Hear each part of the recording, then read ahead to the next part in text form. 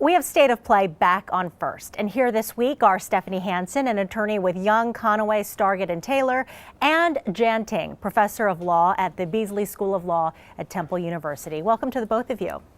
Thank you. So what are we going to talk about today? Just teasing. We were going to talk about the Santorum Romney, primary coming up, but I think that the story wrote itself. It did about 24 hours ago. And I'm disappointed. I was looking forward to this Republican primary. We've tried to make the presidential primary relevant in Delaware. We tried making it early, but then we got in trouble with New Hampshire, who objected, and now we had a late primary. It looked like it was going to be an interesting primary, and now it looks like maybe not. So I'm personally disappointed. I think it's interesting to think back about what would have happened if the Republican Party in Iowa had their act together and was able to count votes so that Santorum could have been anointed the winner on the night of the Iowa caucuses. Would that have made a difference? Would he have been able to raise money and sustain his campaign? And now, unfortunately, he's out. On the other hand, I have to say, I think this primary on April 24th may still be relevant because the Romney campaign is trying to shake up the Etch-a-Sketch and turn their candidate into somebody different. And I think conservative voters have a chance to send a message, hey, don't ignore us, that we're still here. And, in all these states that Romney's won, including Michigan and Ohio, he wins by a plurality, but he doesn't get a majority. I mean, the majority of Republican voters in many states have still been voting against him, and that may happen still in Pennsylvania. It may still happen in Delaware. So it's still an interesting primary election, and I look forward to the results. Well, like you said, the GOP presidential primary is coming up April 24th in Delaware. So you still think the primary is relevant? I mean, it matters. It's interesting. I can't wait to see the results, and I look forward to voting in it myself. I have an opinion, and as I say, I think it's a chance for conservative Republicans to say, don't ignore us. Don't shake the Etch-a-Sketch and turn yourself into somebody completely different that's not relevant to the base of the Republican Party. I think that's going to be a very low voter turnout for the primary, but we'll see.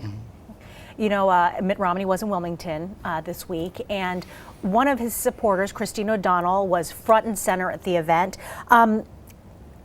Does this help Romney with women? Does it help Romney in Delaware? Stephanie, why don't we start with you? I don't think it helps Romney in Delaware.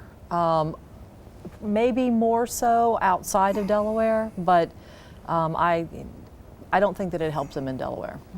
I think if Santorum had withdrawn earlier, we wouldn't have seen Romney in Delaware.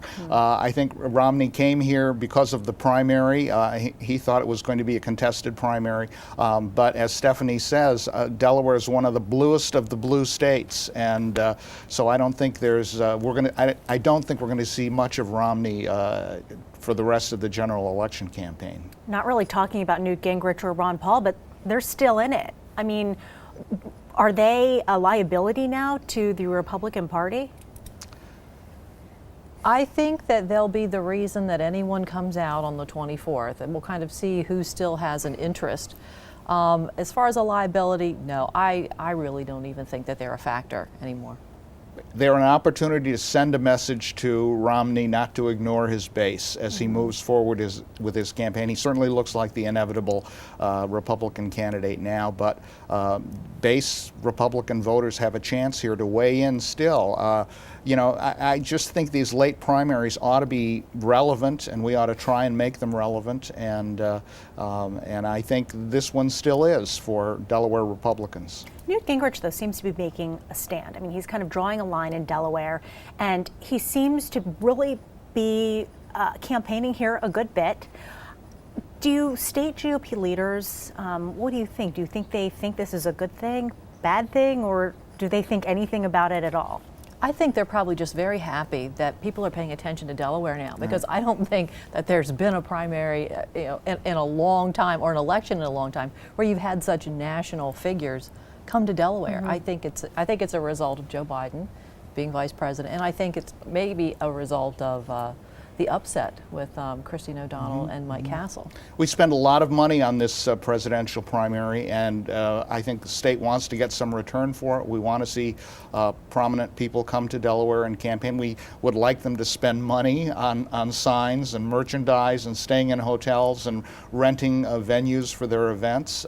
So that's all to the good. You know, I know up in Pennsylvania, the Romney campaign had been planning on spending like $2 million on television time up there, which they're going to save now because they don't feel that they have a contested primary. So, I mean, all of that primary spending is good for the economy, and we'd like to get some of that for Delaware.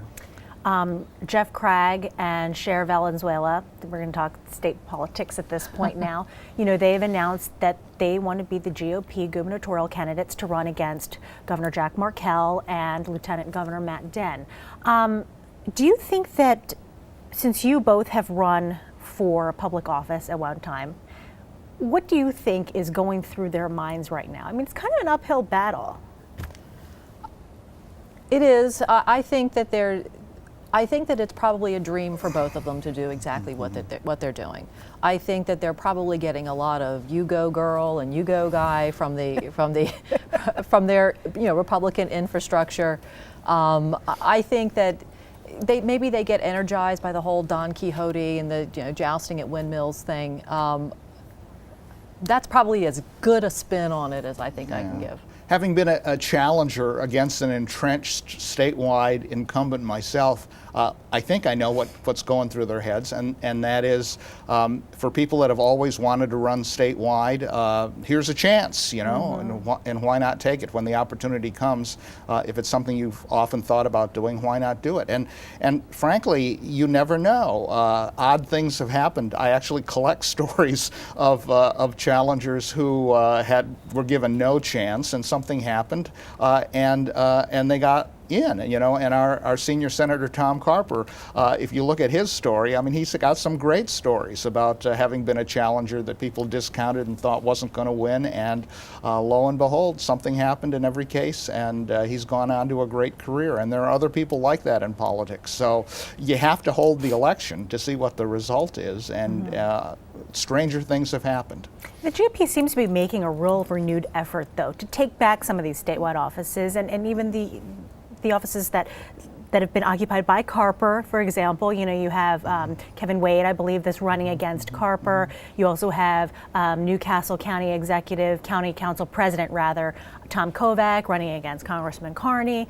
Are these efforts, you think they're worth it then, Jan? That's the job of political parties. I mean, if political parties can't put a challenger into every race against an incumbent of the other party, then what are they there for? I mean, I think they serve a useful function. I don't think any incumbent should be able to run unopposed for re-election, and so we need political parties just to make that effort to put candidates up so people have a choice on Election Day. That's true. I mean, even though the Republican Party is kind of struggling at this point in Delaware, a worse alternative is to have a one-party state, because then you don't have the degree of discussion of the issues, the different perspectives that are really given airtime on the issues.